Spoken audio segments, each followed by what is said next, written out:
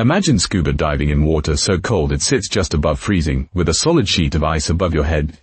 That is ice diving, one of the most beautiful and most dangerous forms of diving. In simple terms, ice diving is scuba diving beneath a frozen surface, usually a lake or sea covered in ice.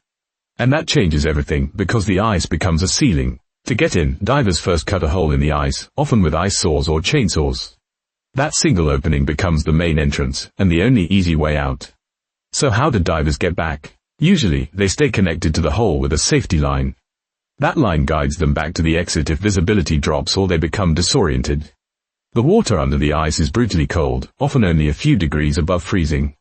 And in that kind of cold, both the diver and the equipment are under stress. That is why ice divers wear dry suits, thick thermal layers, hoods, and insulated gloves. A normal setup for warm water would not be enough here. Even the scuba regulator can become a problem. In extreme cold, it can freeze and start free-flowing, releasing air uncontrollably. That is one reason ice diving requires specialized cold water equipment. And here is the biggest danger. If a diver cannot find the exit hole, they cannot simply swim straight up. Instead of open air above them, there is only ice. But despite the danger, the world under the ice can be stunning. The water is often incredibly clear, sunlight glows through the frozen ceiling, and exhaled bubbles slide and spread along the underside of the ice.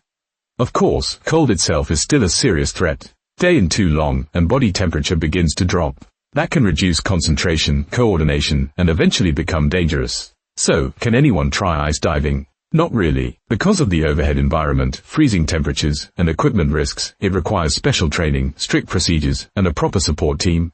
If you enjoyed this video and found it useful, check out our channel for more content like this.